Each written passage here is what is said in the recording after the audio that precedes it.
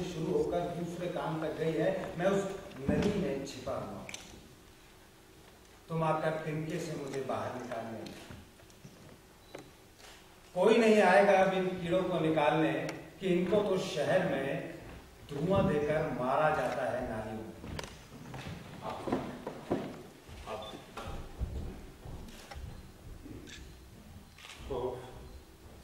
रही थी उसकी, और बैठे बैठे उसके मुंह कांप जाते थे जैसे मिर्गी पड़ती होंगी। शहर में दंगे चलते 4 दिन हो गए थे। कर्फ्यू कुछ देर के लिए सुबह खुलता, कुछ देर के लिए शाम को। कर्फ्यू खुलता तो कुछ लोग जल्दी जल्दी रोजमर्रा की जरूरत का सामान खरीदते और कुछ लोग जल्दी जल्दी चाकू चलाते, आग लगाते और कुछ लाशें गिराकर अपने अपने घरों में आकर बंद हो जाते। गरम गरम खबरें और गरम गरम लहू मुसलसल बह रहा था बम्बई में। लेकिन रेडियो और टीवी बाकायदा अनाउंस कर रहे थे कि शहर की हालत काबू में है और हालात नॉर्मल होते जा रहे हैं। और हालात नॉर्मल साबित करने के लिए कल से लोकल ट्रेनें भी देर तक चलाई जा रही हैं। बेशतर डिब्बे खाली थे, लेकिन रोशनियां पटरियों पर दौड़ती हुई नजर आई तो 4 दिन के मुलजिम अंधेरे में जरा सी जुम्बिश हुई।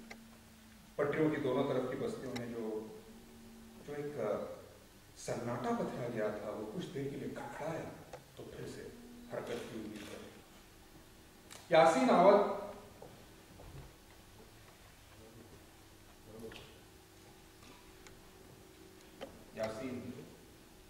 शेख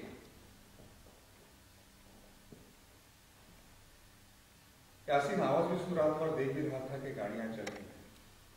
कल 5वां दिन होगा वो अपने घर से गायब था। अब तक तो उसका इंतजार खत्म हो चुका होगा, उसकी तलाश शुरू हो गई होगी। दिन बस खत्म होने ही वाला था कि यासीन का सब्र टूट गया। शाम का कर्फ्यू खुलते ही वो अंधेरे के स्टेशन पर जा पहुंचा।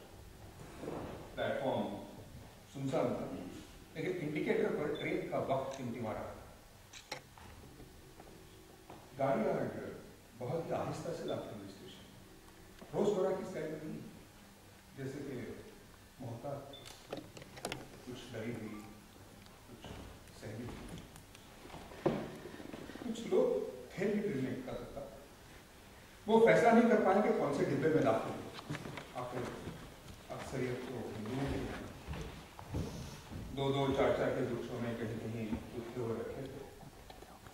यासीन पुकारा और डिब्बे के आखिरी बेंच पर जाकर कोने वाली सीट में टूट गया, जहां से वो पूरे डिब्बे पर नजर रखी। रफ्तार पकड़ी तो फिर उसकी सांस में सांस आई। अचानक डिब्बे के दूसरे कोने से बूंदी में गुजर गई। यासीन की तो होश उड़ गए, घुटने में फिर से मिर्गी दौड़ गई। वो झुककर सीट के इतना नीचे हो गया कि अगर वो उसकी तरफ आ जाए तो फौरन बेंच के नीचे झुक जाए या फिर तन के सामने खड़ा हो जाए, पोजीशन ले। डिब्बे का दरवाजा भी दूर नहीं था, लेकिन चलती गाड़ी से कूद जाने में सिर्फ एक ही खतरा था, मौत। अचानक वो शख्स अपनी जगह पर खड़ा हो गया। उसके खड़े खड़े देखा चारों तरफ। उसके चेहरे पर डर या खौफ के कोई आसार नजर नहीं आ रहे थे। यकीनन हिंदू था, यासीन का तो पहला रिएक्शन यही था। वो शख्स टहलते हुए परले तरफ के दरवाजे पर जाकर खड़ा हो। हवा में उसका मफलर फटे झंडे की तरह लहरा रहा था। कुछ देर वो बाहर झांक कर देखता रहा और फिर लगा कि किसी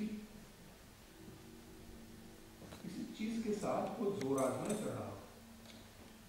कभी दबाता था, कभी उठाता था, कभी खींचता था। ऐसे लग रहा था कि कोई चीज वो तोड़ रहा। अचानक जंगालू दरवाजा जोर से खिंचा और खुशोक खड़खड़ाहट के साथ बंद। अच्छा हुआ कि यासीन के मुंह से चीख के निकल गई। वो शख्स खुद भी चौंका था उस आवाज से। उसने देखा था चारों तरफ और उस तरफ कुछ ज्यादा देर देखा था जहां यासीन